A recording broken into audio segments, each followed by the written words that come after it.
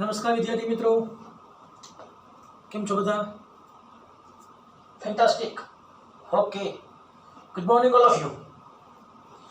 હવે આપણે ધોરણ 12 ની અંદર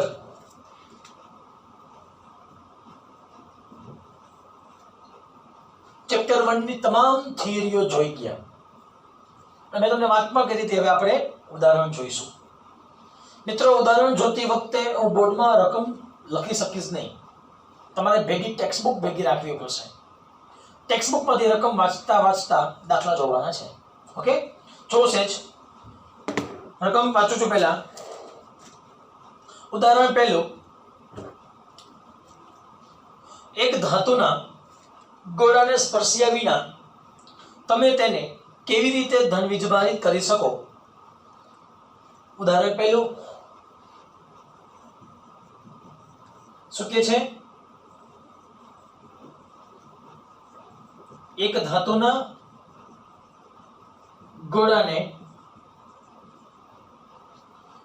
સ્પર્શ્યા વિના તમે તેને કેવી રીતે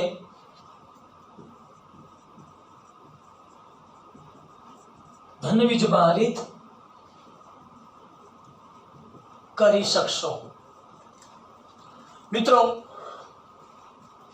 તમને એ ખબર હોવી જોઈએ, આપણે જ્યારે વીજભારનું પ્રેરણ થિયરી જોઈ ગયા હતા તો સેમ થિયરી ત્યાં હતી કે ત્યાં એક ધાતુના ગોળાને સ્પર્શ કર્યા વિના ઋણ ભારિત કેવી રીતે કરી શકાય. ત્યાં શબ્દ આપણે એવો હતો, છતાં આપણે પાછો રિપીટ જોઈ જશે જ. ધારો કે આ એક વીજભારિત ગોળો છે, સોરી વીજભાર વિહીન ગોળો છે.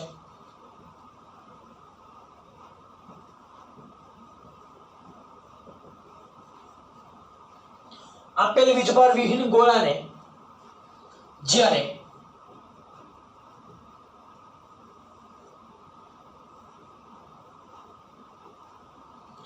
પ્લાસ્ટિકના સળિયાની નજીક સ્પર્શ કર્યા વગર લઈ આવવામાં આવે, પ્લાસ્ટિકના સળિયાને આપેલ ગોળાની નજીક સ્પર્શ કર્યા વગર નજીક લઈ આવવામાં આવે તો પ્લાસ્ટિકનો સળિયો કેવો હોય? ઋણ ભારિત. જો પ્લાસ્ટિકનો સળિયો ઋણ ભારિત હોય તો ઋણ ભારિત સળિયાની મદદથી તેની વિરુદ્ધ પ્રકારના વીજભારોનું નજીક તરફ આકર્ષણ થશે અને વિજાતીય સજાતીય વીજભારોનું આકર્ષણ જોવા મળશે. તો લખી શકાય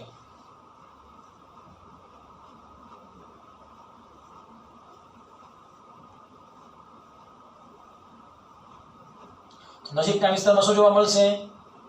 ધન વીજભાર આકર્ષણ પામશે. તે જ ધન વીજભારને કારણે તેના દૂરના વિસ્તારમાં શું જોવા મળશે? ઋણ વીજભાર સળિયાથી અપાકર્ષણ અનુભવશે. તો પ્લાસ્ટિકના સળિયાની નજીક સળિયો ઋણ ભારિત હોવાને કારણે ઋણ વીજભાર ધન વીજભારનું આકર્ષણ કરશે, ઋણ વીજભાર વચ્ચે અપાકર્ષણ કરશે.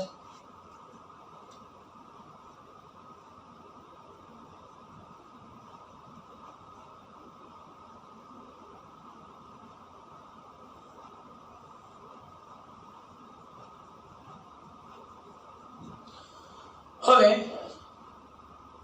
આ સળિયાને એઝ ઇટ ઇઝ રાખી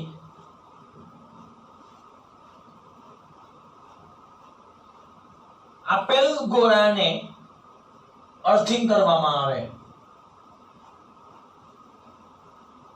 જો ગોળાને અર્થિંગ કરવામાં આવશે ત્યારે બધા જ ઋણ વીજભાર પૃથ્વી શોષી લેશે. પૃથ્વી એ અનંત સુવાહકની બનેલી છે એટલે પૃથ્વી અનંત ઇલેક્ટ્રોનનું શોષણ પણ કરી શકે, પૃથ્વી અનંત ઇલેક્ટ્રોનનું દાન પણ કરી શકે.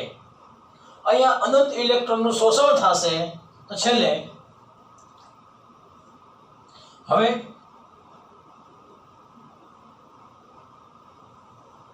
સળિયામાં ની મદદથી માત્ર ને માત્ર ગોળામાં ધન વીજભાર બાકી બચશે. બધા જ ઋણ ઇલેક્ટ્રોન ક્યાં જતા રહ્યા? દૂર જતા રહ્યા, પૃથ્વીમાં શોષાઈ ગયા. ઋણ વીજભારનો પૃથ્વી વડે શોષણ થશે. હવે અર્થિંગ દૂર કરવામાં આવે તો અર્થિંગ દૂર કરતા ગોળામાં માત્ર ને માત્ર ધન વીજભાર બાકી બચશે. ઋણ વીજભાર જમીનમાં શોષાઈ ગયા. હવે શું કરવામાં આવે? સળિયાને દૂર કરતા માત્ર ને માત્ર ધન વીજભાર ગોળામાં જુદા જુદા અંતરે વિતરિત થઈ જશે. તો આ મિત્રો આપણે થિયરી લાસ્ટ ટાઈમમાં જોઈ ગયા હતા. પછી આપણે ગોળાને ઋણ વીજભારિત કરતા હતા. જો મારે ગોળાને ઋણ વીજભારિત કરવો હોય તો સળિયો કાચનો લઈ આવવો પડે, અને જો મારે ગોળાને ધન વીજભારિત કરવો હોય તો સળિયો પ્લાસ્ટિકનો લઈ આવવો પડે. ખાસ ધ્યાન આપજો મિત્રો, ગોળાને ધન ભારિત કરવો હોય તો સળિયો કાચનો પ્લાસ્ટિકનો લઈ આવવો પડે, અને જો ગોળાને મારે ઋણ ભારિત કરવો હોય તો સળિયો કાચનો લઈ આવવો પડે. ગોળાને ધન ભારિત કરવા માટે પૃથ્વી વડે ઇલેક્ટ્રોનનું શોષણ થાય, અને ગોળાને ઋણ ભારિત કરવા માટે પૃથ્વી વડે ધન વીજભાર આપવામાં આવે. એનો મતલબ ઇલેક્ટ્રોન આપે છે. ક્લિયર મિત્રો? આ વાતચીત હતી સિમ્પલ. ઉદાહરણ નંબર 1 ની. હવે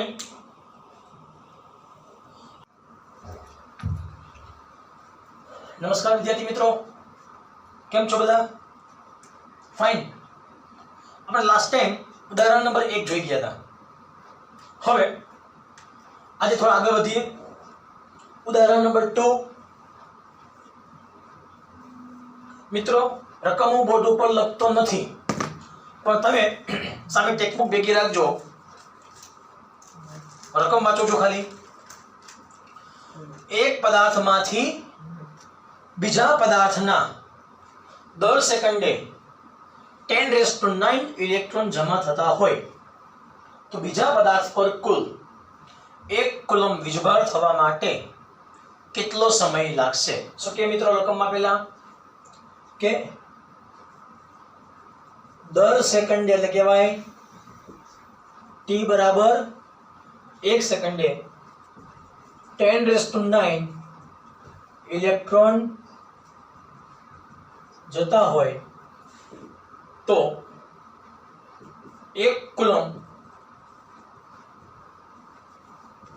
વીજભાર થવા માટે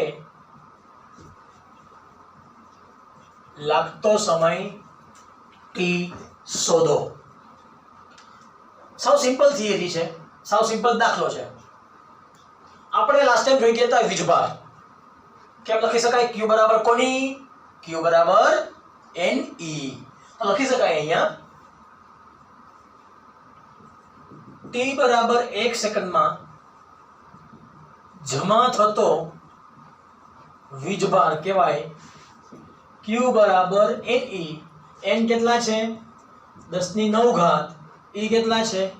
1.6 10⁻⁻19. કેટલા લખી શકાય? તો 1.6 -19 + 9 તો મિત્રો લખી શકાશે -10 કુલમ.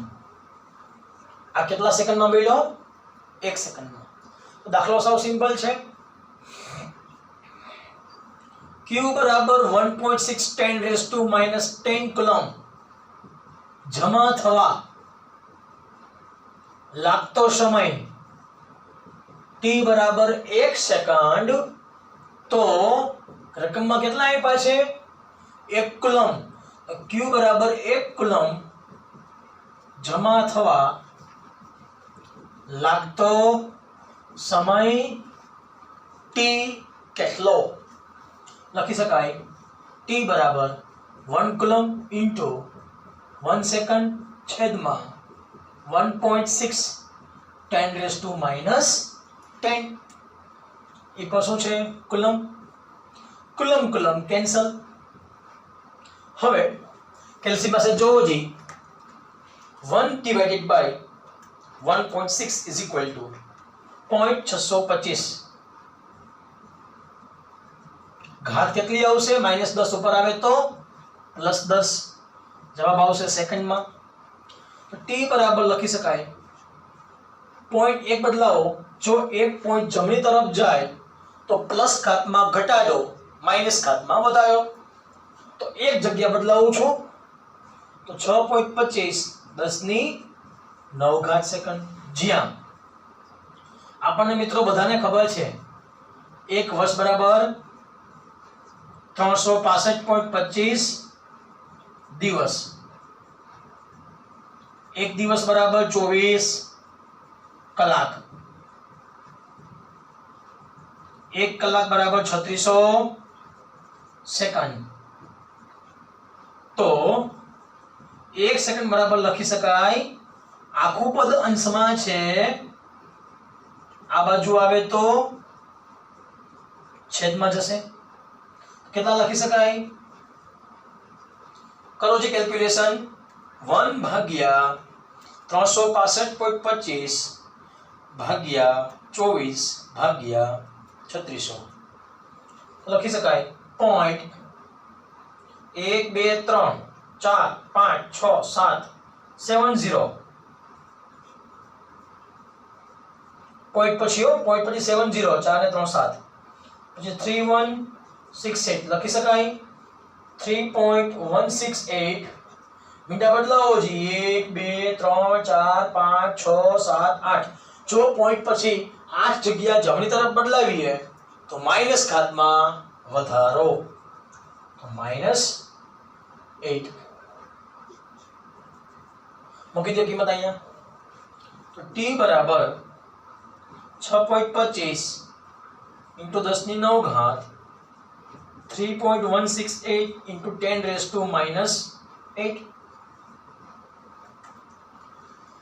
3.168 × 6.25 is equal to 19.8. 9 - 8 એટલે 1 કહેવાય 198. લગભગ કેટલા કહેવાય? 200 વર્ષ. તો મિત્રો આપણે દેખાય છે એક કુલમ, તો એક કુલમ વીજભાર ભલે દેખાય છે નાનો પણ એકમ ખૂબ જ મોટો છે. શું કામ? કે સમયગાળો જોવો જ કેટલો થયો? 200 વર્ષ. તો એની સાપેક્ષે આપણો એક કુલમ વીજભાર કેવો કહેવાય? ખૂબ જ વધારે કહેવાય. ક્લિયર? ત્યાર પછી આપણે જોઈશું ઉદાહરણ નંબર 3. ઉદાહરણ નંબર 3 જોઈએ. ખાસ જો રકમમાં પહેલા 250 ગ્રામ એક પ્યાલા પાણીમાં કેટલા ધન અને ઋણ વીજભારો આવેલા હશે? શું કે રકમમાં પહેલા 250 ગ્રામ પ્યાલા પાણીમાં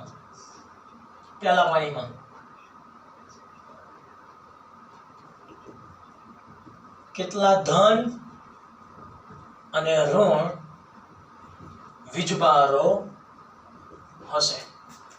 મિત્રો દાખલો સાવ સિમ્પલ છે.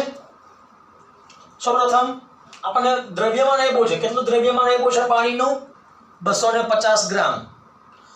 તો સૌપ્રથમ પહેલા આપણને એ ખબર હોવી જોઈએ પાણી કેમ લખી શકાય? H2O. કેમ લખી શકાય H2O? તો હાઇડ્રોજનના કેટલા પરમાણુ છે? 2H. ઓક્સિજનનો કેટલો પરમાણુ છે? 1. ચલો મિત્રો, હાઇડ્રોજનને કેમ લખી શકાય? 1H1.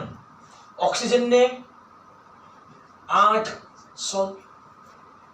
નીચે આવે એ પરમાણુ ક્રમાંક કહેવાય, ઉપર આવે એ પરમાણુ દળાંક કહેવાય. તો લખી શકાય પાણીનો અણુભાર અથવા કહેવાશે પરમાણુ દળાંક કેટલો કહેવાશે? m0 બરાબર 2 એકા 2, 16 એકા 16, કેટલા કહેવાશે 18 ગ્રામ. પાણી માટે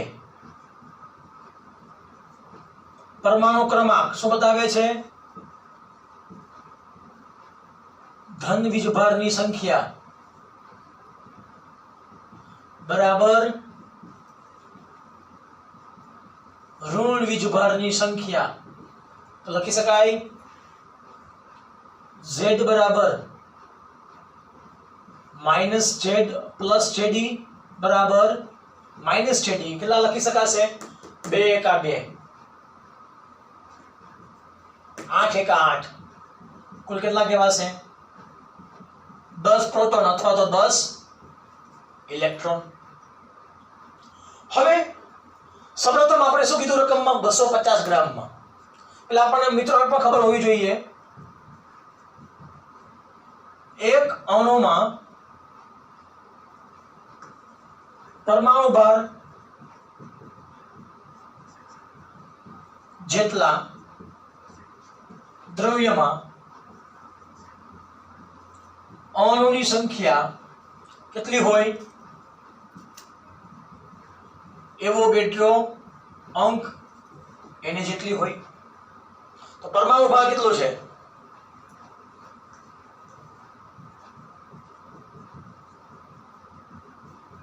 m0. જેટલા દ્રવ્યમાં અણુની સંખ્યા કેટલી હોય? એવોગેડ્રો અંક. કેટલો એવોગેડ્રો અંક? 6.023 10^23.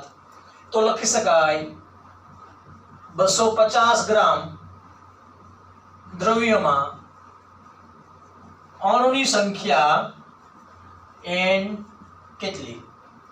તો લખી શકાશે અહીંયા n બરાબર 250 ગ્રામ ઇન્ટુ Na છેદમાં m0. આ 250 એમને એને કેટલા છે? 6.023 10^23. m0 કેટલા છે? 18 ગ્રામ.